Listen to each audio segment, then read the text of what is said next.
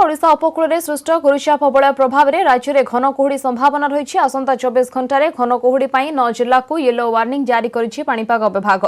भद्रक, केन्द्रापड़ा, जगतसिंहपुर, कटक, खोर्धा, कंधमाल, बौद्ध, अनुगुल, ढेंकानाल जिले में घन कुहुड़ी संभावना रही। 48 घंटा पर राति तापमात्रा रे परिवर्तन आसिबो। राति रे पारद 3 रु 5 डिग्री पर्यंत ह्रास पाइबो बोली कहिछि पाणीपाग केन्द्र।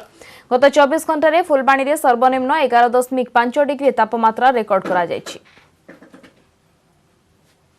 बर्तमान ओडिशा पर कौन सिग्निफिकेंट सिनोप्टिक सिस्टम नाही, तेणु आगामी 5 दिन जाए पाग मुख्यतः भाव में सुखिला रहिबो।